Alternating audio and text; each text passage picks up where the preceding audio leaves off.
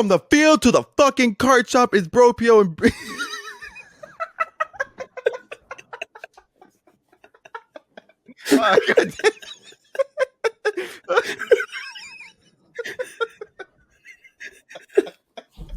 From the field to the fucking card shop. I'm keeping that in. This episode is going to be delirious. Once again, from the field to the fucking card shop, it's Boo 3PO and Bropio breaking down baseball and the hottest sports cards. This episode's already off delirious. We're off to a hot start. Bropio, a wild. Just really quick. I don't know why, but I'm just immediately thinking about that episode from SpongeBob where like they're bleeping out, then it sounds like he's saying the F word, like, "Hey, how the fuck are you?"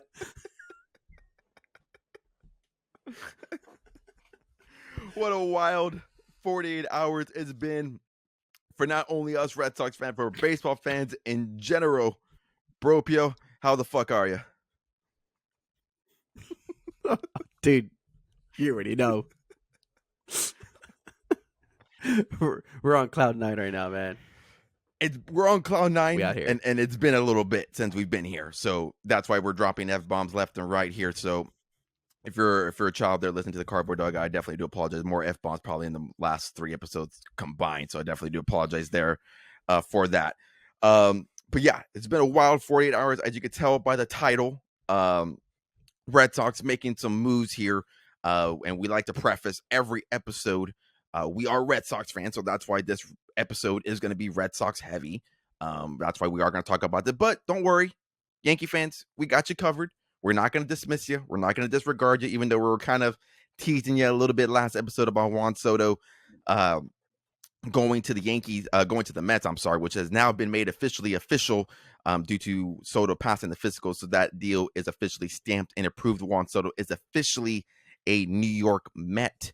But to start off here, before we go off into a tangent with the Boston Red Sox, Max Fried, the left-hander out of Atlanta, signing with the Yankees an 8-year, $218 million, the fourth highest pitcher.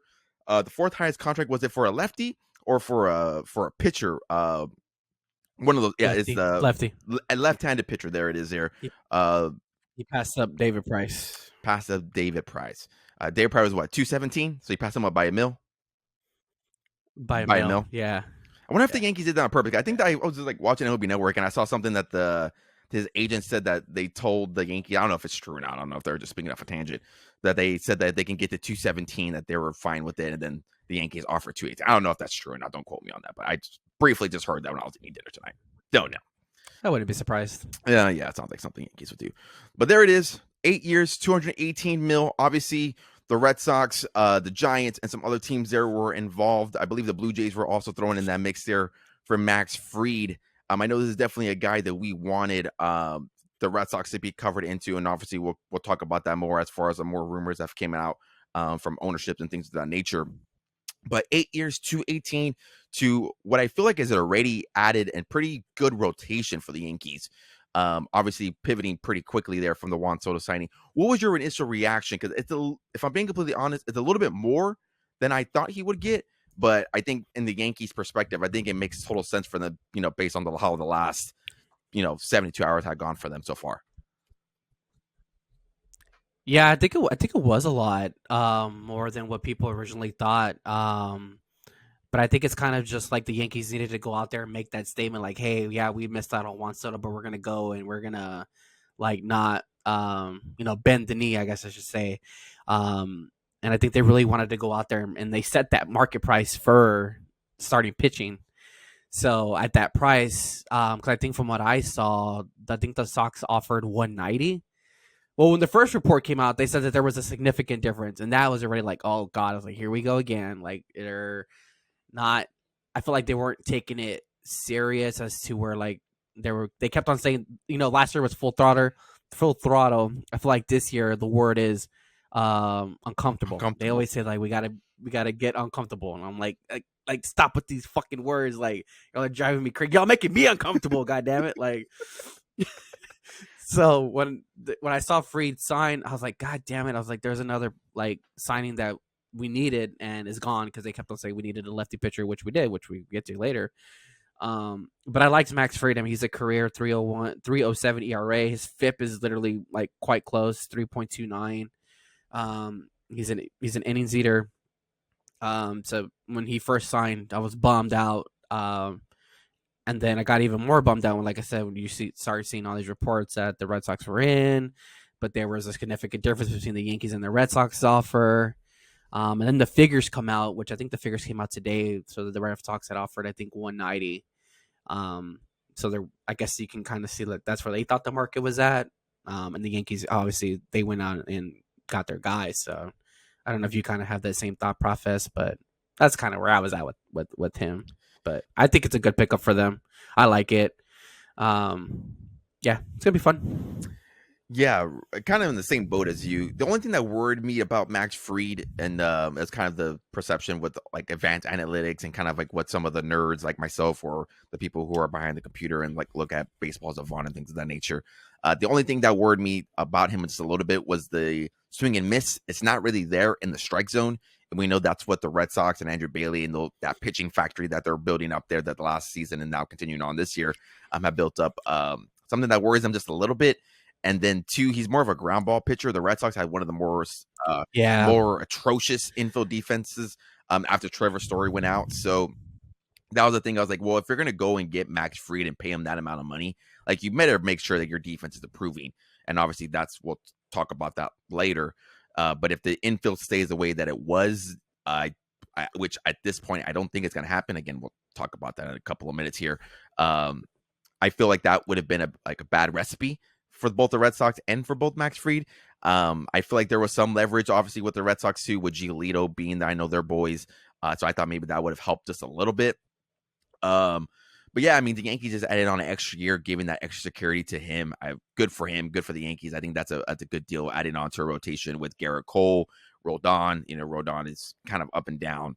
And then Max Fried, especially the only thing that too is that with a lot of lefties in this lineup, granted the lineup is not finalized, but I'm pretty sure that if Max Fried was to go up against the Red Sox today, compared to what we did last year against lefties, that wouldn't be a good recipe. So I think based on how the division is operating, how the whole league is operating, I think that's a pretty good deal for them. I believe it's like 27 per, give or take a little bit over. I don't know. It hasn't been confirmed yet, and I'm not too sure if you know this. Was any of the money deferred? I think the Red Sox too was deferred, if I'm not mistaken. I think it was 190 and then deferred, if I'm not mistaken. Ooh, that I don't know. I don't think I've seen anything yet for. No, actually, I don't think there's nothing. I think there's nothing deferred. I want to say. I think I recall seeing a tweet that there was no deferrals. Let me see if I can find it real quick. Yeah, looking here at the Athletic, they don't have anything here as far as the deferrals. They just had to hear that Tim Britton, who was the one predicting all the free agent signings here, they had him only getting a 5-year worth 140. So the fact that he surpassed that kind of just shows where the pitching market is kind of at and kind of how evaluating these pitchers are. And I think at this time and where the whole state of baseball and where it's at is like you have to overpay to get your guy. Like there's no denying that anymore. I'm not too sure if you agree with that statement, but like is he worth 218 based on the numbers? Maybe not, depending on who you ask. But I feel like in order to get the guy reading the market and things like that, especially with QOs going out, who's worth what, I feel like you in this day and age you have to overpay or add an extra year to make sure that you're securing your guy and getting your guy. And I feel like we saw that with Max Fried. Hell, you could probably even make the case too in the position side that Juan Soto was overpaid. I know that conversation was thrown a lot since he signed. But I feel like these days here, like you do have to throw a little bit extra sort of cash in order to make sure that you're getting your guy. Yeah, I think even with the way the market is now, like you just got to go and pay the guy. Like everybody can afford these players. It's just a matter of you're going to do it or not. Like I think there's that quote that's going around I think it's from Andrew Friedman for the Dodgers. I can't think of it off the top of my head, but he said something like if you think a certain way about free agency, like you're always going to lose out on them, basically something like that. I don't know. Look it up on Twitter. You'll find it. It sounds about right. But I cannot find nothing about the deferrals. So I would assume it's just straight up then. Maybe we'll get some more confirmation once the deal comes into an official agreement with after passing physicals and all that. Maybe we'll get a little bit more info on that. But yeah, I could have swore I thought I saw something with the Red Sox and deferrals, but I could be wrong. I think these days here there's a lot of tweets and a lot of information and misinformation being spread all over, which is definitely what we've seen the last couple of 48 hours, 72 hours or so. But yeah, Max Fried. That's the quote. That's what he says. He says, if you are rational on every free agent, you will finish third on every free agent. So there you go. All right. I like it. It's true. And that's why he's able to go out and spend all that money and he's able to lure in and bring in the guys that he wants to bring. But yeah, Max Fried, good deal for the Yankees. It's going to be interesting to see him in the pinstripes. We'll be looking forward to that press conference here, cover any news and notes here that may come out of it. But obviously, the title of this episode here is Garret Crochet is changing the color of his socks from white to red and is officially now a Boston Red Sox. The deal seemed like it came pretty quickly, or came through quickly and got announced quickly. I'm not too sure if the winter, being together in the winter meetings had any effect on that. I'm pretty sure it did, but let's talk about it. Let's start over. I don't want to get there immediately. Let's start from Fried signing with the Yankees. We're kind of like, oh shit, like, all right, Corbin Burnes is the only guy out there, and it's not even just Corbin Burnes. So he's still out there. It looks like right now the Giants and the Blue Jays are the favorites to get him in there, despite some comments from Buster Posey saying that they're kind of fine where they're at. Obviously, the Blue Jays are just trying to get anybody at this point. I know they've made a couple of deals for Andres Gimenez from the Cleveland Guardians. But we see Fried signed, and then there's also reports coming out as well that there's just some rumblings within the Red Sox front office and management. Granted, not pertaining to Crochet, but I think it's a part of the bigger picture of what we've been talking about, and kind of the bigger picture of how we feel. Then there's a report that Alex Cora and Sam Kennedy, that they want to bring Alex Bregman in to play either second base, third base. Who knows what's going on with that? But then Craig Breslow is saying, nope, I'm a little bit more hesitant on that. So once we get Fried, then we're hearing the news about Bregman. How are you feeling overall at that point in time? What's your overall state and how are you feeling during that moment? Because I know I was about to fucking raise hell. Oh yeah. So if you follow me on Twitter, you can see my reaction. So I had heard about the whole disagreement between Cora, Sam Kennedy, and Breslow about Bregman. And I was like, all right, this is good. This is really getting bad because one, you're getting blown out by the Yankees for a guy you were interested in. And then now you can't agree on a certain player that you may or may not be interested in. For the record, I would like Bregman on the team. Like I think I mentioned it last pod, I think his swing fits well at Fenway. Just so leave that there as it is. Where he's going to play, I do not know. That's a story for another pod. And I'm already like, okay, so now there's problems, and now we can't seem to agree. So I was already getting worried. And I think that the night ends like that. So when I wake up this morning, one of the first things I see on Twitter is a report, or it's a tweet from Mark Feinstein, and he pretty much said that they're hesitant now to spend on Corbin Burnes and that they're going to pivot to Nick Pivetta. And I was like, dude, I just woke up and you're pissing me the fuck off already. Like what the hell are we doing? Come on. So I put out a little tweet gif. If you're a Star Wars fan, I put the good old Kylo Ren. I want to be free of this pain. If you know, you know. So yeah, not good. That was not a good way to start the day. Yeah, and you just hear the same rumblings that they're just interested in people, and then you start seeing that they're interested in Dylan Cease, and it's like, dude, let's not get another pitchers throwing out there we're interested in. Like, I don't want to do this again. So I don't know. What was your thought process about all that? Yeah, kind of the same thought process and same reaction. So yeah, automatically you lose Fried. We mentioned there on the last podcast about Bregman and his fit with the Boston Red Sox. I kind of was on, like, I wouldn't hate it. I thought Arenado would be a better fit just because he's cheaper years. And then I don't know how much you're going to pay Bregman if Adames is getting over 180. I don't know exactly what Bregman's going to get. I would think he would want more, because I think he's a little bit more experienced than Adames, he's been there, done that, been on some good teams. So he's that guy. There's no denying it. Even though the production has kind of fell off a little bit, say what you want, about the whole trash can thing. You could, that's a whole different tangent. But yeah, so I wouldn't hate it. I think Arenado would be the better fit. But after the pod, I did a little bit more digging with it. I was like, well, I mean, we know the history with Trevor Story. Like, the dude can't stay healthy. It's like, and Bregman can play shortstop. Like, he's done it before. He came up in LSU as a shortstop. They moved him over to third base because Correa was there. So the dude could play third, he could play short, and he could play second. So in my head, I'm like, okay, maybe he is a better fit for the Red Sox because Arenado is strictly a third baseman. I'm not moving him into first. I don't know where I know he said he's open to doing that. I know we're one of the teams there that's listed as far as the 6 teams that he wants to be traded, which, by the way, the Angels being on the list, what the fuck is that? Yeah, it came out of nowhere. Well, I also think it's because I think he prefers the West Coast, if I'm not mistaken. Okay, so that I makes think that's why. I think that's why that team is on there. I think that would make more don't sense. quote me on that. That would make more sense. Guys saw that list, like, why the fuck are the Angels on there? Anywho's, so yeah. So after with the pod, what's the owner's name for the Angels? Art Moreno. Art right? Moreno. It's probably like, I ain't paying you nothing, brother. Especially when you have Rendon there, like you're paying him already $32.5 million. Like, what? Like, where are you gonna fit Arenado? That makes no sense. Jesus Christ, dude. But I got 2 more years on that. Yeah, that contract is atrocious. But yeah, so after the pod, I was like, all right, maybe Bregman is the better fit, money wise, whatever the case may be.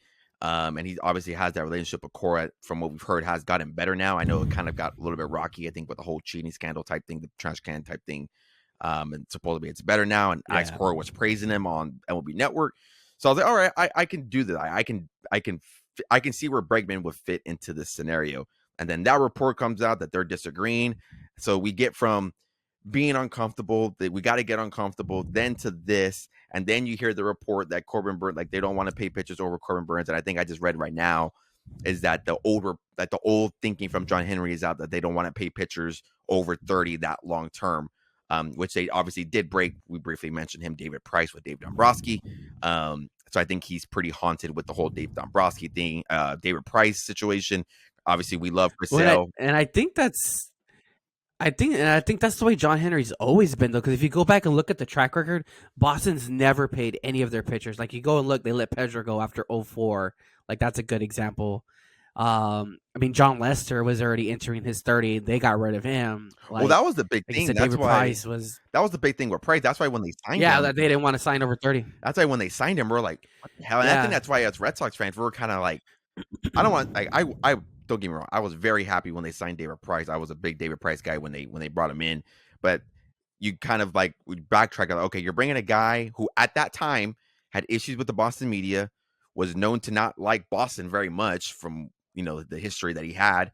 And 3 was a guy who has not done in the postseason. Like, why were we going to bring him in when you last offseason you could have brought back John Lester, a guy who the fans adore, who loves the city of Boston, has been there, done that. Like, that's where I think that's where the disconnection, where that was coming from. And it seems like now that old style of thinking has came back with John Henry. And I think that's why we're getting that report here with Corbin Burns, because haunting of the David Price deal, obviously we know about that, attaching him to Mookie and eating that money. And then obviously with Chris Sale as well, kind of not being available the last part of that contract, or any part of that contract, I should say. So maybe that little old style thinking is slowly thinking back to him and coming back to that ownership group. So yeah, it wasn't a good 48 hours, 48, 72, whatever, how many hours that is. It was not good. It was, and then you hear, like you mentioned, they're going back to Nick Pivetta. I saw a funny tweet. I think it's Liam Fennessy. I think I retweeted it on my end. When I fucking love that Twitter account. Shout out to Liam Fennessy. He puts like everything on the banner. Liam Fennessy put out a funny video where it was from Avengers Endgame, when the 3 OGs, Thor, Cap, and Iron Man are walking to Thanos, and Thanos into the throne. I don't know the exact quote, but he's like, look what it led back to me. And he's like counting, like picking up the dust. And it says Red Sox ownership to Nick Pivetta. So I was like, that was very fitting, because if we're running back the same damn rotation, I was going to lose my damn mind if that was about to happen. So yeah, so I hear Nick Pivetta, I hear Walker Buehler being thrown out, and then I think Nate Eovaldi signed like the day before, or like late last night. I think he signed back with Texas. $375. I love Eovaldi. I knew he was going to stay in Texas, but a part slimmer of me just wanted him back here. I think this is probably the tail end of his career, probably. So I would have loved to have seen him come back. But obviously, he's from here. He's from Texas, so it makes sense. I Yeah, don't he's from the area. don't hate it. So yeah, it was a pretty bad 48 hours. I feel bad for Mrs. Moon 3PO. She was getting all the bad talk of me just complaining, but nothing as usual. It's felt like it's been the last 2 offseasons, so that's happened. But to turn the page, then things get a little bit interesting in the morning. I'm pretty caught up on everything, but I was working, so I was doing different things. Work was doing some Christmas themed stuff, so I was kind of busy throughout the whole day. Take my break, and then I go on X, Twitter, whatever you want to call it, and then I see Garret Crochet finalizing a deal to the Boston Red Sox, and the big prospect is coming. I tweeted you automatically. I put Sox, all caps, question mark, exclamation point. The first tweet I saw did not see any prospects involved. So that already made me I'm the same way too. okay. So I was about to ask you, well, what did you see? Yeah, because then even the one I saw first was the one from Jeff Passan, which is the one that the breaking one, and all he put that that the White Sox were receiving 4 prospects, all who of them highly regarded, and I was like, oh fuck, all right, like who the hell did they? Right off the top of my bat, off the top of my head, I was like, there has to be no Roman Anthony and there has to be no Christian Campbell. That's the first thing that went through my head. I was like, if there's Teal or Marcelo, I could work with it, but not both together. Like, I didn't want those two together gone. Like, I was like, you can make one or the other, okay, but not both of them. So that's kind of where I went first. I don't know if that's the same thing you were probably thinking or not. Yep, exactly the same thing. And we preface that on the pod.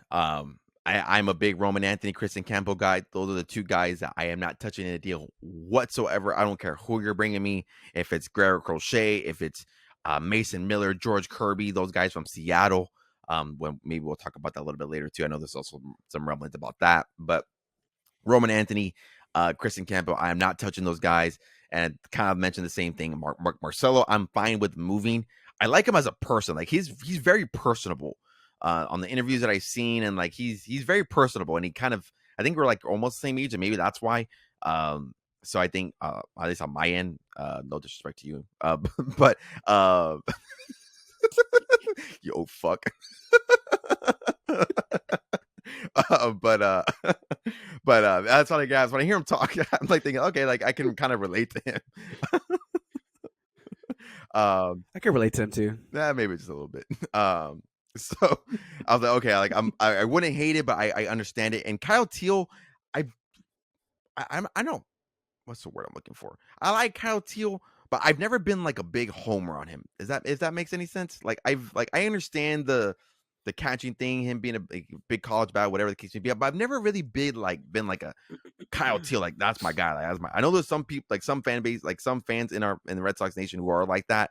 I did see a few tweets who kind of talked about that, and we'll talk about the package right now. But yeah, I wasn't as big on Kyle Teal as some of other parts of Red Sox Nation, where I'm not too sure how you felt about Kyle Teal. I can feel like you kind of answered that question already, but yeah, he wasn't a guy that I wouldn't hate if he was part of a deal. But yeah, Meyer and Teal together, no way, I'm not doing that. But if he's headlining a package, which obviously he did with this one, I'm all for 100%.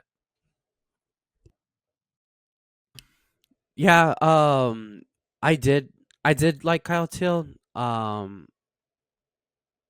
I think he was probably like maybe I don't want to say maybe like the least popular maybe out of the 4, out of the big 4, or big 3 if you want to call him the big 3 right now. But I did like him, and I think a lot of people were surprised too because a lot of people were typing him up, saying that he was like he was the most hyped up catcher prospect since Jason Varitek. So yeah. You say the word Jason Varitek around Boston, and that's a big shout out to follow. So, and I think that's where I think a lot of the people are like, oh, why did we trade him? And I think that's probably where it comes from. It's probably that. I know he has an interview on the Section 10 pod. I haven't got a chance to hear it yet, so I don't really know what they talked about and stuff like that. So I probably need to go check it out just to get a little bit more of a background on him. But yeah, then I saw Braden Montgomery go a part of the package, and that one was a little bit surprising too. But it was a little bit made more sense too, because I know you when you texted me, you asked me what I thought about him, and I was like, I was also just glad that I was afraid that they were gonna like Willier was gonna be a part of the package. I think even when the offseason first started, when all the trades started coming together, they were saying how Willier was gonna probably lead the package, and people were like, "Oh yeah, we do that in a heartbeat if he's gonna be a part of it." But in my head, I'm like, why are you going to be so quick to get rid of somebody who I don't think at the time had won a Gold Glove, but was a Gold Glove or it became a Gold Glove, um, playing right field in Boston? Like that's another headache on its own, and you can he's proven that he can play here. Um, I know they're kind of protecting him against lefties right now, but hopefully that'll switch around. So um, I was glad not to see him part of it. But the Brady Montgomery was interesting because I was like, well, out of all of them, he's probably the one who's probably the furthest away from the majors. I would think he's probably at least 2 years, maybe. Cause I know he's. I don't know. I don't know where he's at in the recovery from his ankle. I don't know if he's still in rehab or if he's done any baseball activity. So I don't know where he's at on that process. So I think that's probably why he made more sense for that. But yeah, so they knocked off two top 100 prospects according to Baseball America. Teal was the 14th. Montgomery was the 59th top prospect. The other two guys that they got that we traded away, Chase Midroth, I think I pronounced his last name, and Winkleman Gonzalez. Yeah. Not in the top 100, but they were at least in the top 15 of the prospects for the Red Sox. I don't know where they were at prior to this, but I know I think they're both in the top 10 now for the White Sox, if I'm not mistaken. I could be wrong, but yeah, I was totally fine with the package though, all around. Yeah, 100%. I think we're in agreement on there. So yeah, the total package was Kyle Teal. That was our Boston's number 4 top prospect. Brady Montgomery, Boston's number 6 top prospect. Chase Madrad, Boston's number 8 top prospect, and Wilkman Gonzalez, who wasn't even ranked in the at least in the Red Sox farm system in Baseball America. Yeah, the one that hurt the most, I was like we discussed, I was fine with Kyle Teal headlining that package. I would do that any day of the week. The Brandon Montgomery, that did hurt a little bit. But like you mentioned there, it kind of made sense, just because, like you discussed there, he's the one that was kind of further away of out. And when you kind of think about the Red Sox future outfield, like how it lines up, it's been a little bit difficult as far as where he would fit. Because obviously my dream outfield for the Red Sox is Roman Anthony, Jarren Duran, and Wilger Abreu. That's my outfield, at least for now, where Sadine Rafaela fit. And that's where this like whole position player is just so complex for the Red Sox. It's a good problem to have, but it's just so complex because one bad move can maybe be, kind of hurt you in a weird way. But that's not even considering like where you're going to put Sadon Rafaela. I see him more as a super utility, but that's further down the line, maybe in a spring training breakdown of what the roster is. But yeah, Brandon Montgomery, I was a big fan of him coming out of college. Was happy about the draft pick, obviously coming from Texas A&M. So I was happy with the draft pick when they got him in the first round, and then so to see him part of the deal kind of hurt a little bit. But yeah, it makes perfect sense as far as of where it's at, and then a little bit just on Chase Medroth. I liked him a little bit as a player. I didn't see him coming up pretty soon. I think I liked him a lot just because if he was more known for not chasing. I think his chase percentage was like 18 or 17%, something like that in the minors, which is what you want to look for in a player. Because obviously when I evaluate prospects, if you guys check out, if you guys see my YouTube videos, so that when I do Bowman breakdowns, first prospect breakdowns, things like that, I like to look at walk rate and strikeout rate. So you're not chasing a lot of pitches, you're walking a lot, you're not striking out a lot.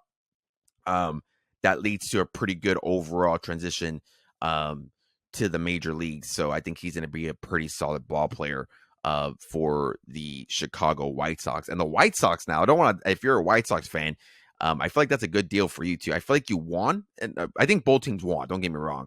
But I mean, now you have Noah Schultz, you have Kyle Teal, you have Hagen Smith, you have Colson Montgomery, Braden Montgomery, then you have Edgar Quero. So I mean, if you're a White Sox fan, you're eating pretty good. I think in a couple of years, you're going to be a team that you don't want to sleep on. Because that team now, I think, has probably one of the better farm systems. I'm not too sure if you're deep in their farm, they got but they're pretty stacked. According to MLB.com has them at 6 now, 6 top 100 prospects. So. 6. Yeah, that's a good sack, and it makes sense. All the guys that they got from the Red Sox, it makes sense. Like these guys are at least probably like a year, maybe two, all away from the major leagues. Maybe, well, maybe Kyle Teal is probably a year away. I wouldn't be surprised if he I breaks think the he's gonna break majors camp. this upcoming season. Honestly, yeah. Like I said, Brandon Montgomery's probably gonna. I would think at least 2 years.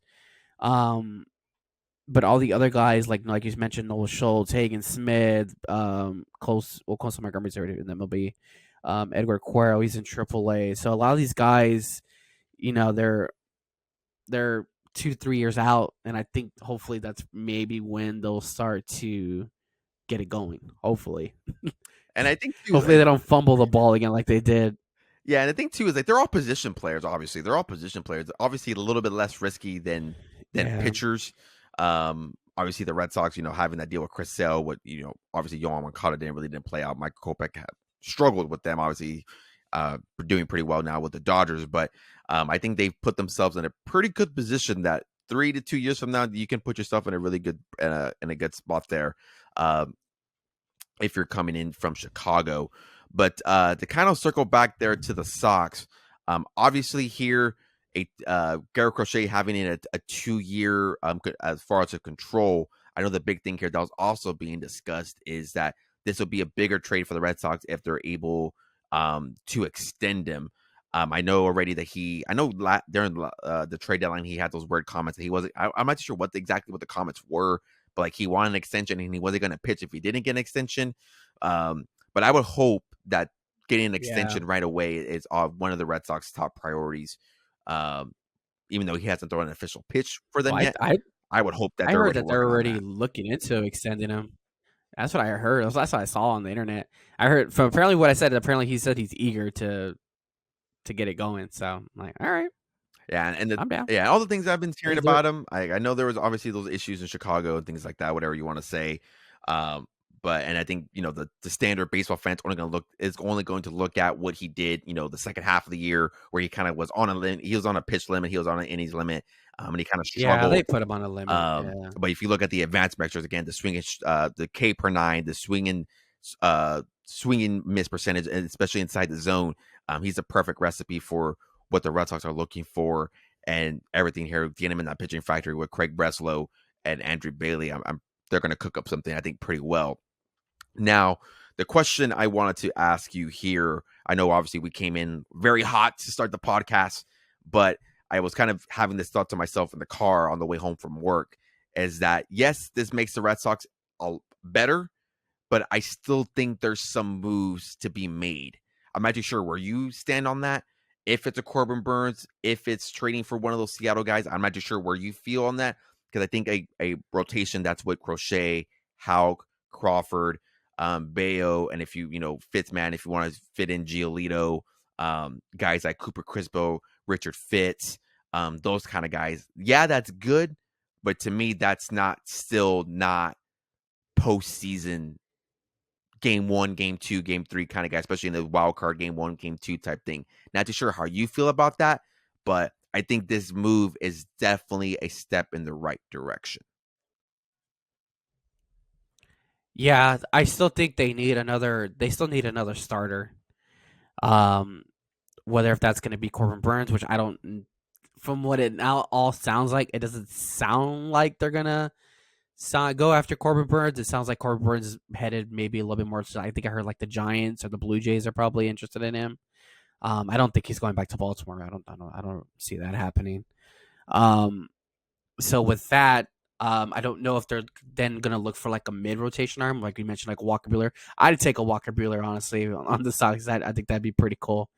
Um, but then if you're gonna go into the trade market, which I know that everybody keeps on bringing up the Mariners. Everybody wants to trade because obviously they're loaded with starting pitching, and we all know those fuckers over there need offense like so bad.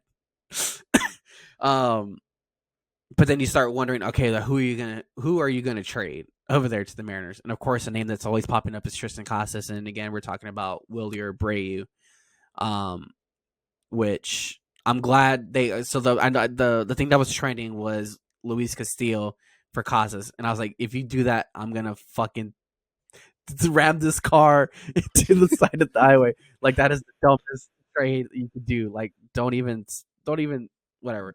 So then I think the report came out. I think they asked somebody, or I think it was Chris Cotillo. I think his tweet. I think he was asking around feelers, and they said like, if was that even a discussion? And I think they said no. That Acosta's name was not even coming up for Luis Castillo. So I was like, all right, thank God. But if you're gonna get somebody from the Mariners, I'd want like a George Kirby, Bryce Miller, Brian Wu, like those guys. But those are gonna cost people. So now you're looking at it's probably gonna take. I would assume like a major league bat. So I'm thinking like Willier, or I don't even know. At that point, I don't even know if they would entertain Casas because those guys are young and I think they have cost control, or I think they still have um Yeah, they're controlled for like control years. Yeah. Yeah, like I think the one I would take, like I would fucking love Bryce Miller. Um, yeah, he's not eligible for arbitration until 2026. So like, yeah, like that's you pretty much have his whole. Oh, he's from Texas A&M too. Dope, he's a Texas A&M guy. Even better. I didn't know that. Bring Bryce Miller to the Sox. Let's bring him over here. But yeah, I mean those guys aren't going to come cheap. So, but I think at that point, like those guys again, it's going to cost. I would assume some major league talent as well. So I mean it opens up the floodgates if you want to get into that. Like if they even entertain the idea of trading Tristan Casas, then well that opens up first base. Are you gonna go and are you gonna move Rafi Devers over there to first and bring in Bregman or Arenado? Which although they already said they're not gonna do it, they're not gonna switch Devers from third. Or we talk about Willier, we already have an influx of outfielders, so you can easily if you trade Willier, you know you can just easily throw Cedon out in the outfield or move one of the outfielders around. Like there's ways around it. I don't know, but And one it's name, interesting. and one But name, yeah, I do still think they need. and one name we didn't even mention is Teoscar. Like we obviously like I think the Dodgers are officially out on him, and we know the Red Sox last year were linked to him, and we still Yeah, which is weird. and we still need I think a right-handed power bat if that's Bregman, Arenado, or Teoscar. I think with those guys too, we kind of have to consider the QO. They have the QO attached to them, so obviously those come with the draft pick. I'm not too sure if the Red Sox now are going to value those a little bit more, just because now the farm has taken. I don't want to say a big hit, but it's taken a little bit of a depletion now with the Crochet traits. I don't know if that's something that they value now. So those are some things that I think maybe they're considering. So it's definitely a thought that I think would have to be thought about just a little bit if you're going to bring in some of those kind of guys. Yeah, it could be that also they don't want to maybe that's why they don't want to sign Burns because the QO is attached to the Orioles, so they don't want to give us a supplemental pick to the Orioles, a divisional rival. So I don't know, something to think about. But yeah, I thought it was weird. I thought it was interesting that I saw that the Dodgers were then now out for Teoscar Hernandez. Because who they signed? Michael Conforto, right? Conforto, Did they just signed? Yeah, 1 year, 17. Yeah. Yeah, I thought they said that was gonna be like when they signed him. They said they weren't gonna be out on Teoscar, but I thought it was weird because even still, like from the past couple of days, they were like, "Oh, like he's still a favorite to go back to LA, so a favorite to go back to LA," and now it kind of seems that it's not. So I thought it was pretty interesting. But I mean, I'd take them, but they do need that right-handed bat. Yeah, they still do, especially if you. I know you're not a homer on Tyler O'Neill, but there's no denying the 31 home run that's now out of your lineup, and you got to find a way to replace that in a easier said than done type scenario. Yeah, but yeah, his 31 home runs and 70 RBIs. Yeah, Tyler O'Neill's gonna hate you. There was this one tweet though that I did see. I was like, dude, if they do this trade, oh man, I'm gonna eat gold. Somebody was like, all right, let's figure out how we can get Luis Castillo for Matsuzaka Yoshida. Dude, so that was gonna be my outline. So this is my outline. This is what I think the Red Sox need to do, and yay or nay, agree or disagree. There's no denying that the Mariners need offense. Like, even though that was like a maybe it's a stupid trade, but like you're switching out a bad contract for another. Like I think Yoshida has 4 more years left on his contract. Luis Castillo has 3. Yeah. So like swappy doozy, get those guys out and just like flip flop. We need pitching, they need hitting. I don't see. I mean, maybe I'm just an idiot. I don't know. Maybe it's easier done said than done in MLB The Show. But like, I don't see Yeah, where so both Luis parties say Castillo's no. probably more. So he has 2025, 2026, 2027. He's getting paid 24.15 mil. And then he has a vesting option for 25 mil, depending on time injured. So I don't know what. So that'll take him to his pretty much his 32 to 35 season. And I think Yoshida's making like 18. So I would say if we go down that route, if they want to just swap bad contract for bad contract, like you could do that and maybe throw us some fucking slapdick Joe Schmo. I don't know. And throw in a Joe Schmo on both I parties. like Joe Schmo. Yeah. Oh yeah. So like, I hear that. I'm like, all right. But I mean, it makes That's sense. what I'm saying. Like, Makes I don't know if it's sense. easier said than done. Like, I don't know if I mean, granted, the economics of baseball can be a little bit confusing. It's easier said than done. It will be the show, but I mean, like, you're trading one bad contract for another. We need pitching, they need hitting. Like, what are we missing? Like, I don't see what I don't see what's missing there. Um, but that was the idea that I had. Obviously, and I prefaced that in the last episode too. If you guys haven't listened to that episode, I would highly recommend you go listen to that episode. You kind of get some of the same takes that we've kind of expressed here. Yeah, I'm not trading Cassis for Luis Castillo. That is just stupid. However, if you want to throw in a George Kirby, you want to throw in a not Mason, Bryce Miller, you want to throw in one, Bryce. you want to throw in. I think I might have said Mason Miller in the beginning of the episode too. Now that I think about it, but you want to throw those guys in, then yeah, like I can talk on that. Like I'll listen for that. And if the deal is fits the needs, then yes, I would entertain that because then it opens up the door, for them to do something, whatever that is. If it's moving there as a first, and I don't think I've seen the Red Sox linked to him, but like a Christian Walker, maybe like a give him like a 3 year 60 mil type deal. I think his swing plays pretty well at Fenway. I don't know. I don't think that's gonna happen. I haven't seen that been thrown out. But like if you're gonna trade Casas, maybe that's something that you entertain if you're out on Bregman. You if the Arenado thing, I don't know what the deal with that is, but then that also opens up with Yoshida too. Like we again mentioned in the last episode, we know Haim loves Yoshida. There's a reason why he gave him that contract. So maybe it's again another bad swapping of contract with Yoshida and Arenado. Again, throwing a Joe Schmo prospect or player to eat up some of that money. But then you do that. So yeah, I would agree. Like I prefaced there, I still think you need to make one more move if that's a Walker Buehler. I would love Walker Buehler on this team. I think he's that dog that they need, especially with the experience that he's had in the postseason. I think that's something there that we can rely on. Obviously, he has a little bit of the injury concern. I know he wasn't performing well last season up to the playoffs. Even the playoffs, he wasn't that great, but he looked pretty good towards the end. And I think that's all that really matters. Maybe he kind of finally figured something out. And again, maybe this pitching factory, there's something here that they can find within him and fix it. They've shown the capabilities to do that.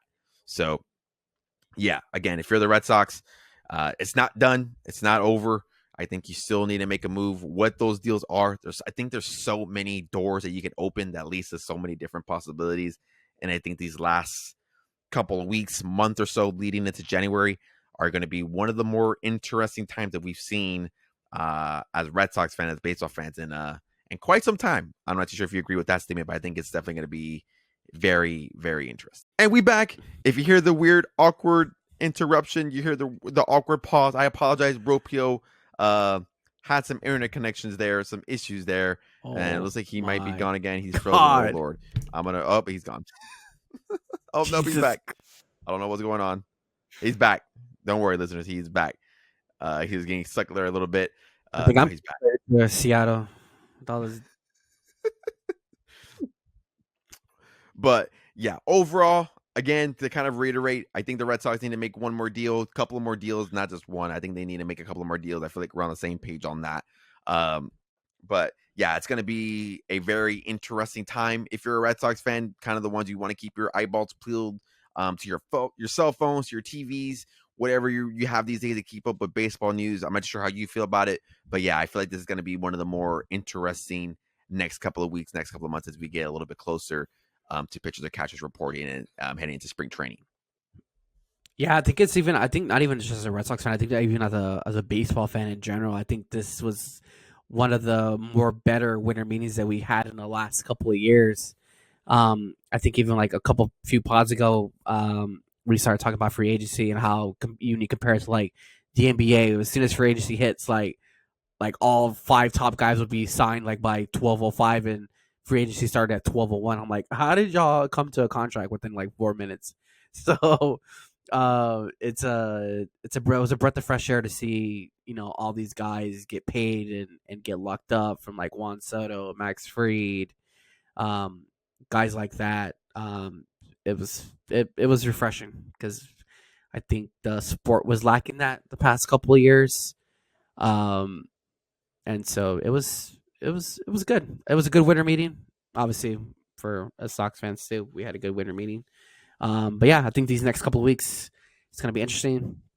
I think I saw it on Baseball Savant. We're 71 days away from spring training, so it is just around the corner. Yeah, the stove was hot. It continues to be hot. Not only with just the actual deals, but like rumors and news and things of that nature. Granted, we really don't know until that actually does. But it's always, of course, always exciting to get either disappointed or excited with news. I know when we head into the pod, I probably started this podcast at such a bad time, but like 3 weeks left in the season, a month into the season, to head into the postseason. I know you and I kind of had this offside conversation, like, damn, like what the hell are we going to talk about for a month or 2 months? But I feel like the pod has continue to float well and then continue to have ongoing discussions. If it's just between us two guests, obviously we're working on that on the side, wink wink. But it's something here that we continue to, we've had some for the YouTube for the YouTube listener, for the YouTube watchers. It's something there that we've I feel like has gone pretty well. So yeah, the offseason here has treated us pretty well, and hopefully for the next couple of 71 days it treats us well until spring training comes into round.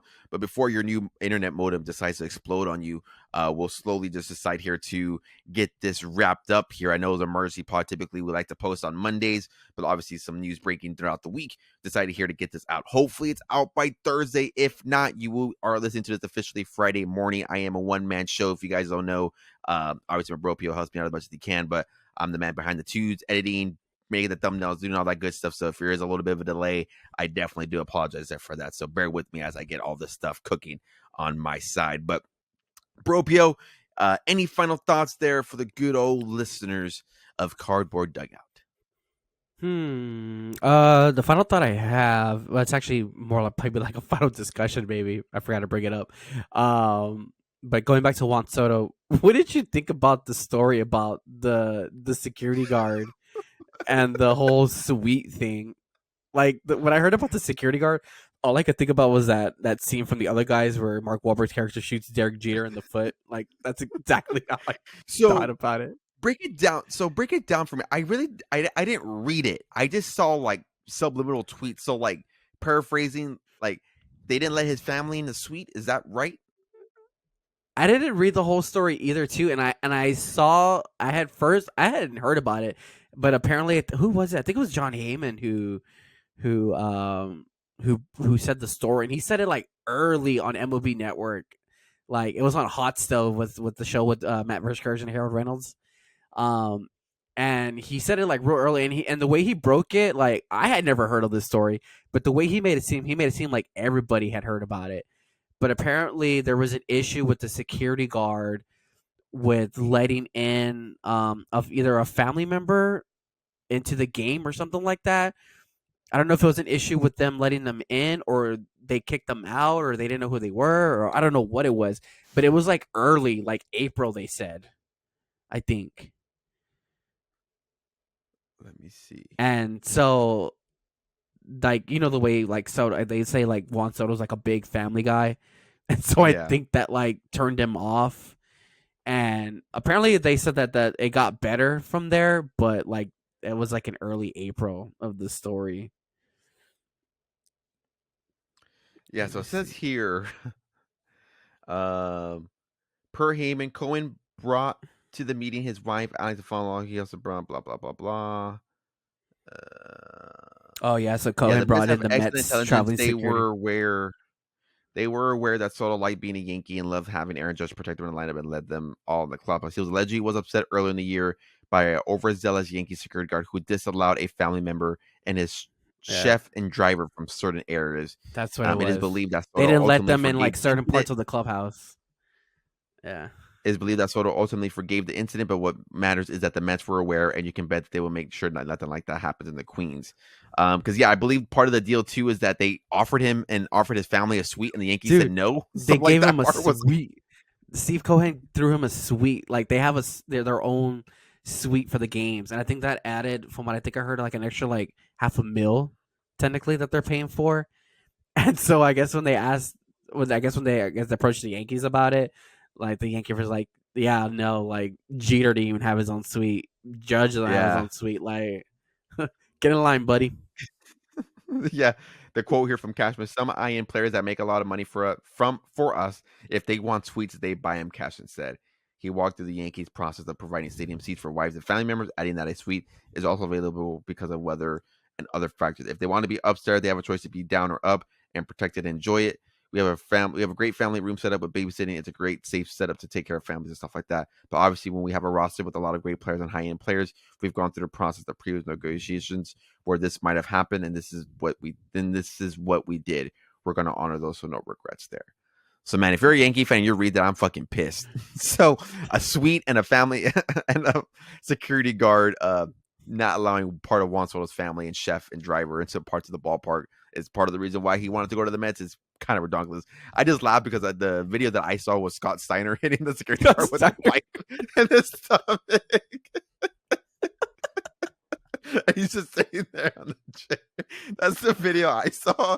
That's the first thing I saw. I retweeted it. I know which one you're talking about. But that's my final thought. I was like, dude, that's the Scott Steiner math ain't math in there. Like, what the hell happened? Yeah, that's my But final yeah, thought. That was I thought that story was hilarious, and I'm like, dude, if that was for the two reasons that why he chose the Mets over the Yankees, that'd be fascinating and pretty hilarious. yeah, that kind of just adds on to a little bit of a, even though we're kind of glazing the Yankees there in the beginning, that kind of adds on to a little bit of a rough offseason if you're obviously not signing Juan Soto, if that was your top priority there. But yeah, final thought I have on my end is, one, I'm glad I got my Brandon Montgomery fix in the Bowman draft. If you guys listened to the last pod, you guys know that I did buy a Red Sox spot in a Bowman draft break. I'm glad I bought that spot because I got my Red Sox fix in, so I have no ill will to go and chase his cards anymore. Maybe I will eventually, probably, but I think the market will probably go down on him since he is going to be part of the White Sox. So I don't think people really like the White Sox market too much. So maybe that is a case where it may be a good buying opportunity for you guys if you're looking to get inside Brandon Montgomery. Now, of course, not financial advice. So I'm glad I got that out of my nature, because if I didn't buy a spot and then I bought one and I'm pulling his cards, I would have been a little bit peeled. But it is what it is. Those cards should be coming in hopefully tomorrow or Friday. So keep an eye out for the social suits. You can see the Cards and Culture break that we bought into that day. Other final thoughts, again, like we've mentioned here, a little bit of an in-between episode here. So definitely thank you guys for listening and tuning in. Usually we like to post on Mondays because we record over the weekend. I get them out on Monday. So again, this episode's either coming out Thursday and or Friday. If you haven't go checked out the last pod, we have a lot of our good takes in that pod. So go check out that. I do have a card show vlog here that has been out for a little bit of time, I think since Sunday. So if you guys haven't seen that vlog, go check that one out. We do have a card show coming up this Saturday. It's a little bit of a smaller one, so don't know if I'm going to have the opportunity to record. Obviously, it's Christmas time, so there's still some shopping that I myself need to do. So time constraint might be a little bit there, so might not have the time to record. But obviously, if I get a vlog out there, I get a vlog. But yeah, that's all I had on my end. Again, feel free to check out the socials. You can find me at Moon3PO. That's all social medias. That's obviously my YouTube channel, my Twitter, Instagram, X, whatever you want to call it. I'm available everywhere. So at Moon3PO. If you want to follow Bro PO, you can find him at _Robbie, ROBBEEE. That's 2 B's, 3 E's. Go free to check him out. Oh, I forgot Instagram. I am posting more on Instagram because I don't know the status of TikTok these days. Looks like there is that opportunity that it can be banned. So if you follow me on TikTok, which we're almost close to 500 followers, thank you for that, which ironically is coming at a bad time if TikTok does get banned. But yeah, Instagram, I'm also on there. Same at name at Moon3PO. So again, feel free to follow me on social on all those. If you're watching on YouTube, like, subscribe, comment down below what you guys think about the crochet, the max free deal, or what's been a low key has been your favorite offseason deal move for your team and or for another team. Comment down below. I know if you're a listener, just feel free to carry the conversation over on the socials. We love talking ball, we love talking cards, so please feel free to carry those conversation over. But yeah, that is all I have on my end, unless something crazy else breaks this week. This will be the final episode for this week, and then we will see you guys on Monday. Thank you for listening, watching, and stay tuned for the next one.